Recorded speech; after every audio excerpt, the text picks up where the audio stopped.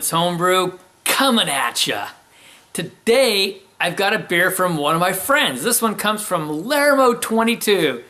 Larry's a good guy, and look what he sent me. That's right, this is Café Royal, and it comes from Williamsburg Alewerks. So kind of excited to give this one a shot. It is according to the brewer, a barrel-aged Imperial coffee milk stout. There's a mouthful. It is 8% ABV. And this particular one, it's actually a stronger version of their coffee house stout, aged in gentleman bourbon barrels for 3 months. So that's going to add some complexity and some, those bourbon characters, etc. We'll see. But it should be a good one. So let's get this one cracked open and give it a try. Oh my, I got to get to this camera fast. Look at that. Is that not beautiful? This just poured out like a dark, murky, really deep brown to black. And you can see the head on that. They are medium-sized bubbles. I can tell they're going to fade away fairly quickly. But it came out just looking gorgeous. So let's get a nose on it. Oh, wow. So, I'm expecting this loads of coffee, and what I'm really getting is loads of chocolate. The coffee's there.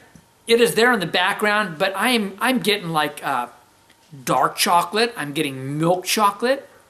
I'm getting like Christmas fudge on there. So a little bit of that like smell of like some creamy texture. You can see that the head is really fading down. Well, it looks like a swirl will bring it back up though. And also, I'd say that I get some vanilla. I get some bourbon, molasses, like roasted coffee.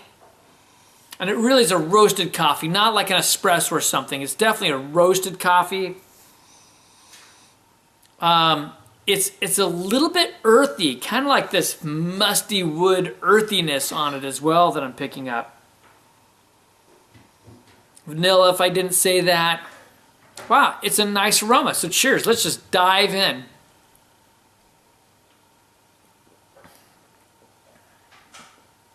Well, there's the coffee. No doubt once I took a sip, there is plenty of coffee on that. And it's good. It's like a dark roasted coffee. But there's a sweetness to it because this is a milk stout, or what you would call a sweet stout. There's definitely some sweetness on this.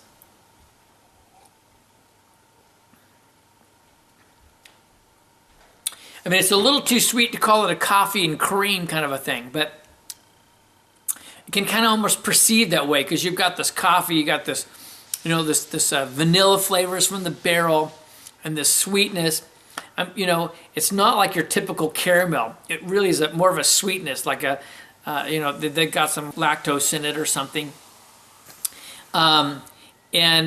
And you still, though, do get those chocolates on it. I'm still getting kind of a fudgy taste. I think that perception of fudge comes with the fact that there's a little bit of creamy texture. There's that, that different kind of sweetness that you're getting from a milk stout. And it creates that perception. Also, too, you do get the vanilla. You get some of the bourbon on there for sure. You still get a bit of that earthy flavor, not as predominant in the taste as it is on the nose. Hint of molasses. This is really good for like a sweet stout, milk stout. Very good in style, but with that added coffee and barrel aging, wow, this is a real treat. All right, I'm gonna sip on this a little bit, and I'll be back.